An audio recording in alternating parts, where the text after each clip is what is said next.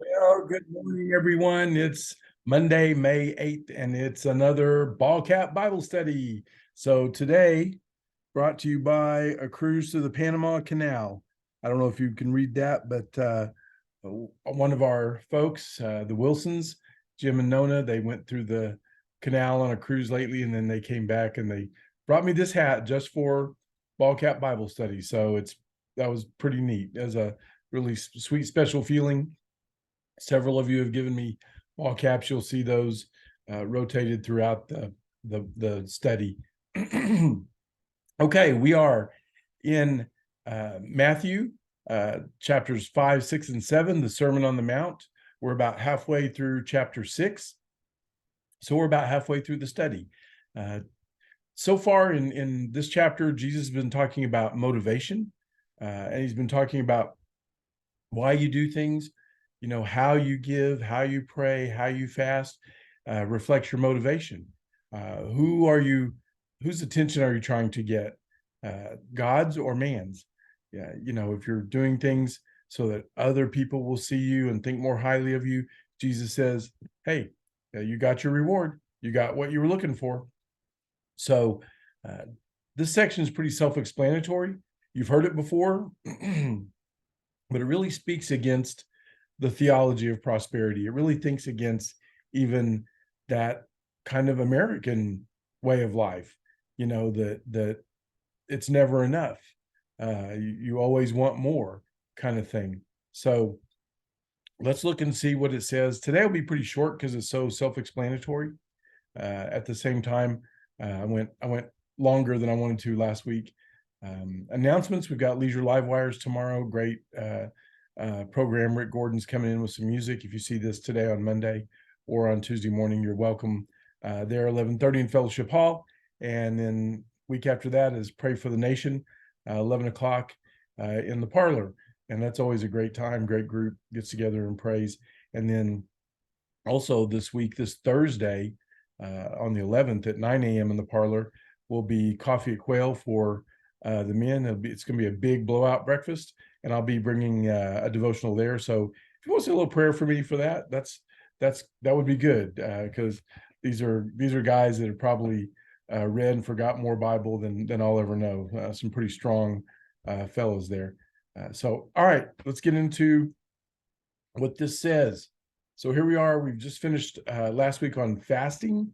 I hope that resonated with you. I hope you've at least pondered or considered fasting. The Bible talks about prayer and fasting.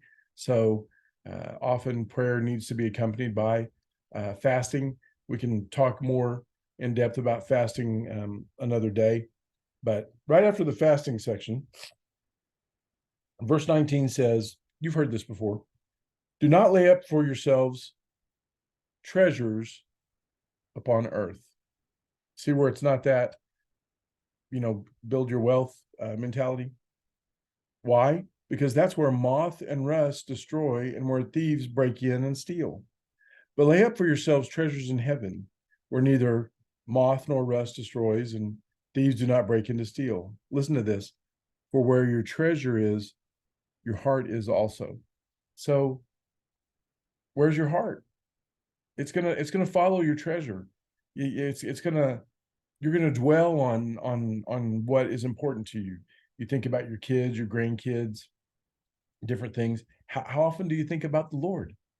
When you were in high school, remember that first crush you had, that puppy love? We, I don't know about you, but I was like, oh, I wonder what they're doing, or I wonder if they'll like what I have on, or I wonder if they're thinking about me. Or I remember watching the girls write, like if they had a married name, Mrs. Barbie Johnson, on their notebooks over and over. Here's the point. I used to say, or my dad called that, you're ate up with them or you're consumed with them. Are we ate up with God? Are we consumed with God? Is our heart in heaven with him? Because that's what we treasure. That's where we're storing up those blessings and those treasures and those crowns. So it's just real straightforward, isn't it? But do we think about that with God? Do we think, I wonder if he's happy with me? I wonder if he likes what I'm doing. I wonder if I'm pleasing him. I wonder if he's, you know, all that. Are we consumed with God? Are we up with God? Are we storing up our treasures in heaven? Okay. Now it gets a little, because we don't use lamps. So Jesus says, the lamp of the body is the eye. If therefore your eye is clear, if therefore your eye is clear, your whole body will be full of light. So the lamp of the body's, but that's what brings the light in, right? Lets the light in. So, you know, what does it mean to have a clear eye, to see clearly? You know, what does it mean to, um, you know, have light be able to penetrate you? Who's the light? Jesus is the light. You know, are you full of Christ? But if your eye is bad, your whole body will be full of darkness. If therefore the light that is in you is darkness, how great is the darkness? So, what are you focusing on? What are you looking at? What do you keep your eye on? Do you keep your eye on good stuff, wholesome stuff, the light of the world? Or are you always looking over at something dark, something sinister? Because whatever you're looking at is what's going to come in. We can talk about how many guys are addicted to pornography today. We can talk about the craziness that we see on TV, how the confusion. Just watch the news, you'll see it. You know, but our kids are exposed to it. They're having stuff shoved in their faces. Our children, our grandchildren. Here we go. Famous verse. No one can serve two masters, for either he will hate the one and love the other, or he will hold to one and despise the other. You cannot serve God and mammon. You can't be trying to devise all sorts of schemes on how to enhance your empire, and also be thinking about how you're going to honor God. You know, are you looking at those godly things? Or are you looking at those ungodly things?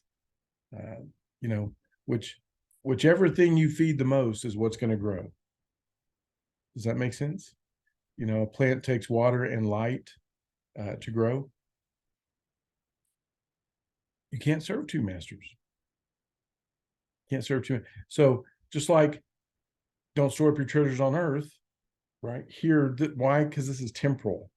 This is temporary. It's not lasting. It's definitely not eternal or forever. But heaven, it's forever. You're investing in something that will never go away. There's banks failing all the time. Heaven isn't going to fail. So, all right, I told you it was going to be short. Can't serve two masters. Serve the master, and I think you'll be okay. All right. I love you guys. See you later. Have a great week.